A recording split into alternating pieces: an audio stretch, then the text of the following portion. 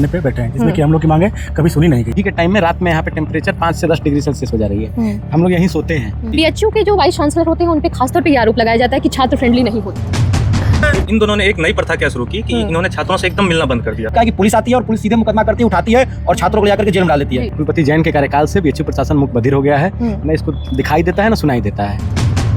कहा जाता है कि अगर कोई समस्या होती है तो डिपार्टमेंट और सेंट्रल ऑफिस दो ही चक्कर काटते रह जाते हैं छात्र। कोई मतलब नहीं है, बंद गाड़ी में अधिकारी आते हैं और चले जाते हैं। जीपी सिंह एक व्यक्ति हैं, डिप्टी कंट्रोलर है और लगातार उन्हीं की वजह से ये पूरा जो पीएचडी का मुद्दा है हमारा आज तक भटकते रहा है। बनारस हिंदू विश्वविद्यालय बीएचयू इस समय काफी सुर्खियों में है। नमस्कार, मैं हूं अनामिका पांडे, आप देख रहे हैं डायलिम्स news. BHU Banaras Hindu university इस समय काफी विवादों में चल रहा है। फिर चाहे वो पूर्व कुलपति सुधीर कुमार जैन के विदाई समारोह में हुआ विवाद हो, छात्रों द्वारा जो विवाद और प्रदर्शन किया गया था, फिर चाहे पीएचडी नियमावली जो है उसको लेके जो चेंजेस किए गए हैं उसको लेके यहाँ पे छात्र, हम अभी सेंट्रल ऑफिस के बाहर हैं, आप देख सकते हैं बीएचयू का जो केंद्रीय कार्यालय है उसके बाहर है और छात्र यहाँ पे लगातार कल से प्रदर्शन कर रहे हैं, नारेबाजी कर रहे हैं और प्रदर्शन कर रहे हैं। छात्रों का कहना है कि बीएचयू के जो परीक्षा नियोक्ता है, फिर चाहे रेक्टर हो या पूर्व कुलपति हो, लगातार उनकी मांगों को नजरअंदाज किया जा रहा है और जो नियम में चेंजेस किए गए हैं पीएचडी नोटिफिकेशन में उसको लेके ये यहाँ पे प्रदर्शन कर रहे हैं। आप देख सकते हैं कि यहाँ पे प्रोक्टोरियल बोर्ड के गार्ड भी लगे हुए हैं सुरक्षा व्यवस्था के लिए, ताकि सुरक्षा व्यवस्था भी बनी रहे। लेकिन इसके बीच में अगर हम आपको जानकारी दें, कल कुछ छात्र यहाँ पे जो प्रदर्शन कर रहे हैं वो केंद्रीय कार्यालय जो है उसके दीवारों तक भी चढ़ गए थे और अपनी आवाज उठा रहे थे और लगातार बीएचयू प्रशासन पे ये अपना प्रश्न डाल रहे हैं। ऐसे में आइए छात्रों से बात करते हैं।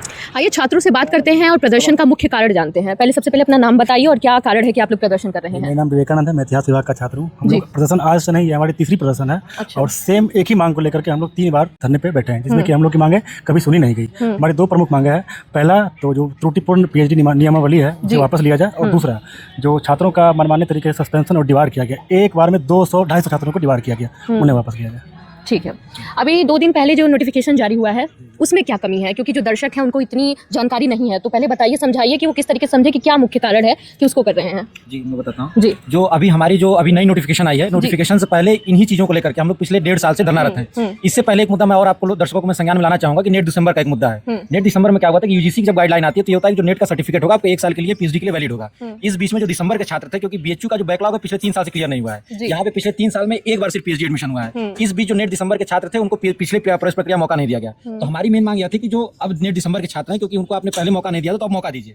उसके लिए हमने धरना किया, तो यहाँ पे यूसी को इन्होंने हवाला दिया और फिर बदल उसमें क्या है, यूसी को पत्र लिखा, यूसी ने इनको जवाब दिया नहीं दिया आज तक हम लोग को नहीं बताया। फिर उसके बाद अभी क्या हुआ, अभी मामला आया है तो इन्होंने यूजीसी का हवाला दिया कि 70 और 30 का रेशियो चलेगा, जिसमें जो 3rd कैटेगरी बनाई गई है ओनली क्वालिफाइड फॉर पीएचडी और नेट कैटेगरी, इनका लगभग 9 के बराबर चांस है पीएचडी में एडमिशन होने का। इसको संशोधित करते हुए जो देश की शीर्ष विश्वविद्यालय है उन्होंने अपने यहाँ बदलाव किए, चाहे डीयू हो, चाहे जेएनयू हो, चाहे हैदराबाद यूनिवर्सिटी हो, चाहे इलाहाबाद यूनिवर्सिटी हो, सभी यूनिवर्सिटी ने अपने अलग अलग तरीके से नियमावली लाई। डीयू में आप देखेंगे तो सिर्फ इंटरव्यू पे एडमिशन हुआ, वहीं जेएनयू में आप देखेंगे तो परसेंटाइल और नंबर के आधार पर हुआ। लेकिन यहाँ आज तक ये लोग किसी एक निष्कर्ष पर नहीं पहुंच पाए। 1.5 साल हम लोगों से मीटिंग कराते रहे, तमाम अधिकारियों से ऐसे हम लोग से ज्ञापन लिया गया, कमेटी बनाई गई, कमेटी की रिकमेंडेशन आज तक हम लोग को नहीं सौंपी गई, बोला गया कि वीसी साहब नहीं कर रहे हैं, आज वीसी साहब जाते हैं। हाँ, कहा जा रहा है कि आश्वासन समय समय पे दिया जाता रहा है, लेकिन चेंजेस आप लोग के हिसाब से नहीं हुए हैं। कभी चेंज नहीं किया गया, बस सिर्फ और सिर्फ कमेटी बनाई गई और कमेटी का कोई निस्तारण आज तक कमेटी की रिकमेंडेशन हम लोग को न बताई गई, न उससे कोई संशोधन किया गया। जब वीसी साहब जिस दिन जा रहे थे उससे एक दिन पहले हम लोग की बात हुई थी, ये लोग बोले थे कि वीसी साहब अभी तक साइन नहीं किए ड्राफ्ट के, नए ड्राफ्ट आएंगे, अभी समय लगेगा। लेकिन जिस दिन वीसी साहब जा रहे थे उसी दिन चोरी छिपे इन लोगों ने रात में ही उस ड्राफ्ट को ड्राफ्ट किया और उसके बाद नोटिफिकेशन जारी कर दिया, जिसमें कि हमारी कोई मांग नहीं मानी गई। और जो नोटिफिकेशन है उसमें भी कई तरह की बातें हैं। वहाँ एक बार ये परसेंट की बात करते हैं, लेकिन जब हम लोग कल मीटिंग में जाते हैं तो ये कहते हैं कि इंटरव्यू में भी परसेंटाइल निकाला जाएगा, जो कि आज तक कहीं किया नहीं गया है। जीपी सिंह एक व्यक्ति हैं, डिप्टी कंट्रोलर है और लगातार उन्हीं की वजह से ये पूरा जो पीएचडी का मुद्दा है हमारा आज तक भटकते रहा है और इसी वजह से आज तक हमारा जो मुद्दा है 1.5 साल लेट चल रहा है। पिछला एडमिशन हमारा जो है 1.5 साल पहले हुआ था, उसके बाद 3 सेशन बीत गया, अभी तक एडमिशन नहीं हुआ। नए बच्चे एग्जाम देकर के फिर वो भी आ जाएंगे एडमिशन लेने के लिए और ये प्रक्रिया अभी तक इसी तरह लंबित है। इसका प्रदर्शन तो काफी अभी 1-1.5 सालों से तो हम ही लोग देख रहे हैं। अच्छा, आपने वीसी की बात कही, अभी उनका विदाई समारोह भी हुआ था जिसमें काफी विवाद भी हुआ था और समय समय पे अभी आपके ही ये मित्र हैं, ये भी कह रहे थे कि छात्रों का जो सस्पेंशन कर दिया जाता है, निकाल दिया जाता है, प्रशासन द्वारा मनमानी की जाती है, इस पे क्या कहेंगे? मैं कहूँगा, देखिए, जब से वीसी साहब का कार्यकाल जब से आया, सबसे पहली बात ये कि एकदम भी छात्र फ्रेंडली नहीं थे। कोई भी एक छात्र ये ऐसा नहीं था जिससे मिले हो पर्सनली। बीएचयू के जो वाइस चांसलर होते हैं उन पे खासतौर पे ये आरोप लगाया जाता है कि छात्र फ्रेंडली नहीं होते हैं। सच्चाई क्या है ना कि आखिरी जीसी त्रिपाठी जब तक थे, लगभग 2017 तक, हाँ। उसके बाद से 2 कुलपति आए, एक भटनागर साहब आए, एक जैन साहब आए। इन दोनों ने एक नई प्रथा क्या शुरू की कि इन्होंने छात्रों से एकदम मिलना बंद कर दिया और फिर वहीं से समस्याएं शुरू हो गई। वो केवल अपने जो उनके एलआईयू जो भी गार्ड्स हैं वो केवल उन्हीं से फीडबैक लेते हैं और मतलब उन एक प्री माइंडेड हो जाते हैं पहले से ही कि अच्छा छात्र है तो मतलब विरोध कर रहा होगा। और उनके बारे में कुछ छात्रों का तो यहाँ तक कहना है कि वो अगर चलते थे तो बीएचयू के छात्रों को देख के वो रास्ता मोड़ लेते थे। एकदम एकदम सही बात है। हम लोग हाँ। कभी मिलने का प्रयास भी करते थे, सर 2 मिनट हम लोग का सुन लिया जाए जी। तो सीधा इग्नोर कर देते थे। नो मतलब एकदम इग्नोर टाइप से। जी बस यही इसीलिए लगातार कन्फ्लिक्ट बढ़ते रह गया छात्रों में और बीएचयू प्रशासन में, इसीलिए कन्फ्लिक्ट बढ़ा है क्योंकि एक जो चैनल होता है संवाद का वही ब्लॉक हो गया। जी चलिए, आप लोग छात्र भी हैं। एक तौर पे ऐसे भी देखा जाता है कि सेंट्रल यूनिवर्सिटी है, नामी यूनिवर्सिटी है बीएचयू, और जब उनको विदाई समारोह दिया जा रहा था तो एक तरफ तो उनका फेयरवेल अंदर चल रहा था, दूसरी तरफ जो छात्र थे वो बाहर प्रदर्शन कर रहे थे, जूते दिखा रहे थे और पुतला फूंक रहे थे। कहीं ना कहीं छवि बीएचयू की भी धूमिल होती है। बीएचयू की छवि निश्चित तौर पे धूमिल हुई है और इसका कारण कभी छात्र नहीं रहा है। कारण रहा ये जो हुक्मरान आते हैं इनको ये लगता है कि जो छात्र है और खास करके जो आर्ट्स सोशल के छात्र हैं इनका विशेष तौर पे नफरत, इन लोग का एक नफरत भरी भावना से इनको देखते हैं। कारण क्या है कि हम लोग धारणा बन गई है। हम बता रहे हैं कि इन लोग का ये धारणा बन गई कि ये जो छात्र थे कि हम लोग आवाज उठाते हैं। आवाज इसलिए उठाते हैं क्योंकि हम लोग अपने हक की लड़ाई हम लोग लड़ना जानते हैं और हमेशा लड़ते रहेंगे, चाहे कोई भी आए, जैसा भी व्यक्ति हो, चाहे कितना भी तानाशाही हो, बर्बर हो। आज भी देखिए इनके खिलाफ कोई तैयार नहीं था। अभी आपको पता होगा हाल ही में एक डिसीजन आया है विश्वविद्यालय प्रशासन की तरफ से कि कोई भी 4 व्यक्ति ज्यादा अगर किसी अधिकारी के चैम्बर में मिलने के लिए जाता है तो उसके ऊपर कार्रवाई की जाएगी। तो आप ये सोचिए कि इनकी क्या मानसिकता है कि अगर 5 व्यक्ति अगर किसी के चैम्बर में जाते हैं मिलने के लिए अपनी मांग रखने के लिए तो उस पर कार्रवाई करेंगे, उनको जेल में जाएंगे। इस जब से ये विषय आया तब से क्या हुआ, छात्रों का सस्पेंशन हुआ, डिबार हुआ, मुकदमेबाजी हुई, छोटे छोटे मामलों में छात्रों को उठा करके पुलिस को सौंप दिया जाता था, जबकि ऐसा पहले नहीं था। आपका कोई विश्वविद्यालय का मामला छात्र अपनी मांग लेकर बैठा हुआ तो विश्वविद्यालय अपने स्तर पर उसको डील करता था। अब क्या है कि पुलिस आती है और पुलिस सीधे मुकदमा करती है, उठाती है और छात्रों को लेकर के जेल में डाल देती है। छात्र जो है सस्पेंशन डिबार लेता है और दर भटकते रहता है, कोर्ट का चक्कर काटता है, इधर उधर उसका सालों करियर बर्बाद होता है। हमारे साथ भी यही हो रहा है। हमारे साथ हमारे कई साथियों को पिछले दौरान जो बैठे थे उनको निलंबित किया गया और आप विश्वास मानिएगा कि उन्होंने कुछ नहीं किया, उन पे 150 इंसिडेंट दिखाया गया कि उन्होंने 150 इंसिडेंट किया। अब मामला जब कोर्ट में आता है तो किसी को लगेगा भाई कितना बड़ा क्रिमिनल है, और वो इंसिडेंट क्या होता है कि आप किसी के चैम्बर में चले गए मिलने के लिए, आप अपनी मांग रख लिए तो ये इसको इंसिडेंट, एक बड़ा इंसिडेंट दिखाते हैं। और यही व्यक्ति जब कोर्ट में आता है, कोर्ट में अपनी मांग करता है, कोर्ट भी हतप्रभ होती है कि भाई कैसा विश्वविद्यालय और कैसे लोग हैं कि इस तरह के छात्रों को मतलब एकदम पूरी तरीके से छात्र विरोधी विश्वविद्यालय प्रशासन बना हुआ है। जैसे पिछली 17 फरवरी को एक घटना हुई वैसी आवाज पे, उसमें एक छात्र की, जैसे ये रूमर फैलाया गया विश्वविद्यालय में कि एक छात्र का देहांत हो गया एक्सीडेंट में।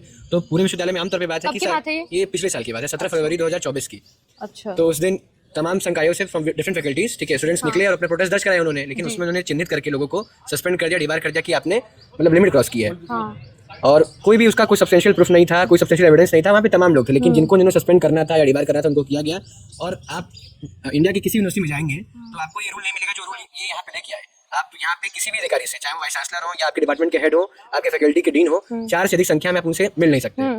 तो एक तरह से आप समझ लीजिए कि ये सीआरपीसी का क्या कहते हैं उसको, धारा 144 ये लागू कराया गया यहाँ पे।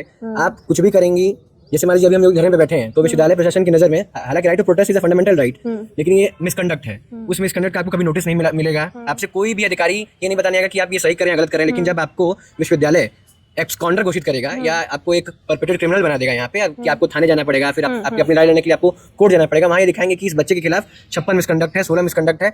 ये मिसकंडक्ट है क्या, उसको परिभाषित कौन करता है, इसकी जिम्मेदारी कौन लेगा। मान लीजिए हम यहाँ अपनी बात को रखने आए हैं, गांधीवादी तरीके से रखने आए हैं, डेमोक्रेटिक मीन्स रखने आए हैं, आप इसको मिसकंडक्ट गिन लेंगे तो उसमें हम क्या कर सकते हैं। हम लोग के सिर्फ the last resort is the court of law, और बच्चे वहाँ जाते हैं, वहाँ 1 साल लग जाते हैं, 2 साल लग जाते हैं, बच्चों की पीएचडी खत्म हो जाती है और इनके कान बिजू नहीं रेंगता, इनका जो सत्ता है छात्र जीवन में न्यायिक प्रक्रिया शुरू हो जाती है। बिल्कुल, मतलब जो चीजें छात्र अपने जिसके लिए तैयार होता है छात्र जीवन में, उसको यहीं फेस करना पड़ रहा है इनके कार्यकाल में। तो इसीलिए सारे लोग आज यहाँ एकत्रित होकर के धरने में बैठे हैं कि जितने लोगों को इन्होंने डिबार किया है, सस्पेंड किया है, और आपसे हम बता सकते हैं कि 2 साल के अंदर बीएचयू में कोई भी ऐसा प्रोग्राम नहीं है जिसमें कोई त्रुटि ना रही है। आप जब भी देखेंगे, जब भी नोटिफिकेशन आते हैं, जब भी यहाँ बुलेटिन निकलते हैं, उसके बाद धरना होता है, क्योंकि ये मतलब उसमें कोई भी इनका सब्सटेंशियल अथॉरिटी नहीं है या सारा चैनल बंद है।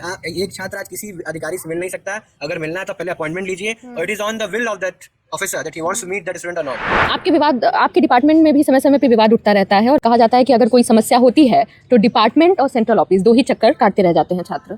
डिपार्टमेंट में कोई समस्या होती है वहाँ पे कोई कुछ सुना नहीं जाता, वहाँ से कोई समस्या यहाँ सेंट्रल ऑफिस आते हैं तो सेंट्रल ऑफिस वाले डिपार्टमेंट का नाम सुन के ही बोलते हैं मुझसे कोई मतलब नहीं है, मैं उसके बारे में कोई जिम्मेदारी नहीं लूँगा। ताकि मैं मतलब मास कॉम डिपार्टमेंट का नाम सुनते ही पहले चौकन्ना हो जाते हैं वो जी, उनके अंदर एक अलग से मतलब वो उतरता है कि कहते हैं कि नहीं मैं उस विभाग के बारे में कुछ नहीं कह सकता और अब तुम खुद अपने हेड से सलट लो। आप लोग कह रहे हैं कि तीसरी बार आप लोग, चौथी बार, अच्छा, पीएचडी नियमावली में जो चेंजेस हुए हैं उसको लेके प्रदर्शन कर रहे हैं, तो यहाँ पे बीएचयू का जो प्रशासन है उनका रवैया कैसा है?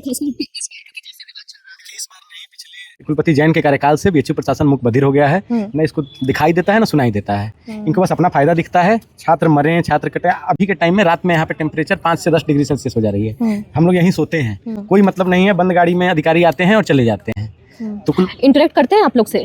कभी कोई इंटरेक्शन नहीं है। चैनल इंटरेक्शन भी नहीं हो रहा है, तो मिला नहीं। समाधान कैसे निकलेगा आप लोग की समस्या का? हम लोग गांधीवादी तरीके से यहाँ तब तक बैठे रहेंगे जब तक समाधान नहीं निकलेगा। देखिए सारे अखबारों में दिखाया गया कि छात्रों ने ताला बंद किया। जी जी ताला अंदर से बंद है, विद्यालय के अंदर से बंद है। हाँ, अंदर से बंद है। कोई अधिकारी अपनी जिम्मेदारी मैडम देखिए जी जी वो सैनिक छावनी में तब्दील कर रखा गार्ड और यहाँ के पुलिस बलों ने, ऐसा लग रहा है कि हमारे जो चेंजेस हुए हैं खास करके जो नॉन नेट के स्टूडेंट्स हैं उनकी समस्या को लेके, उसको थोड़ा आप विस्तार से बताइए कि क्या देखिए समस्या है। पहले के समय में दो कैटेगरी होती थी, एक आरईटी एग्जम्प्टेड और एक आरईटी, जिसमें आरईटी एग्जम्प्टेड में नेट जो आरईटी बीएचयू अलग से कराता है ना? जी हाँ। आरईटी एग्जम्प्टेड में नेट जेआरएफ कैटेगरी के लोग होते थे और जो एमए पास स्टूडेंट होते थे वो आरईटी में एडमिशन पाते थे। इस बार इन्होंने क्या किया कि यूजीसी का एक रेगुलेशन आया कि नेट भी आरईटी में आ जाएगा। ऐसे में जो आरईटी के कैंडिडेट हैं, जो एमए पास कैंडिडेट हैं, उनकी अकादमिक हत्या हो रही है एक तरीके से, उनका एडमिशन अब मुश्किल हो गया है। पहले 50% सीटें आरक्षित थी आरईटी के लिए, जो कि अब नहीं रही। अब उसमें नेट के कैटेगरी के लोग भी लड़ेंगे, उसमें जेआरएफ कैटेगरी के लोग भी लड़ेंगे, उसमें एमए पास कैटेगरी के लोग भी लड़ेंगे। तो कभी किसी जमाने में बीएचयू को रिसर्च की फैक्ट्री कहा जाता था। यहाँ पे इस रिसर्च को मतलब इतने बुरे तरीके से पेश किया जा रहा है कि पूछिए मत। और वो दिन दूर नहीं है जब काशी हिंदू विश्वविद्यालय जैसे बड़े संस्थान में लोग रिसर्च करना नहीं चाहेंगे, और इसका पूरा श्रेय जो है यहाँ के प्रशासन को जाता है, यहाँ के लोगों को जाता है, जो लोग नीति बनाते हैं, जो लोग नियम बनाते हैं, और वही लोग इसके सूत्रधार हैं और वही लोग गुनाहगार भी हैं। जी इतने डिपार्टमेंट हैं यहाँ पे, लगा रहता है। छात्र की कोई भी समस्या होती है, मांग होती है या समाधान के लिए छात्र यहाँ आते रहते हैं। लेकिन अभी यहाँ पे जो प्रोटेस्ट हो रहा है, प्रोटेस्ट क्या हम कह सकते हैं, शांतिपूर्ण तरीके से छात्र यहाँ पे अपनी मांगों को रख रहे हैं, और जिसके कारण से आप देख सकते हैं कि इस समय यहाँ का सेंट्रल ऑफिस जो है उसको भी बंद कर दिया गया है। अब चूँकि यहाँ के जो हम कह सकते हैं कि जो अधिकारी हैं यहाँ पे, उनका कहना है कि छात्रों के उग्र प्रदर्शन की वजह से इसको बंद कर दिया गया है, लेकिन छात्रों का कहना है कि वो शांतिपूर्ण तरीके से यहाँ पे प्रदर्शन कर रहे हैं, लेकिन इसके बावजूद इसको अंदर से बंद कर दिया गया है ताकि छात्रों की बात वहाँ तक न पहुँच सके और न ही उनके समाधान के लिए यहाँ कोई पूछने आ रहा है। तो आगे की इस समस्या और विवाद से रिलेटेड जितनी भी अपडेट्स होंगी हम आपको समय समय पर देते रहेंगे, और अन्य भी खबरों के लिए आप जुड़े रहिए डायलम्स न्यूज़ के साथ।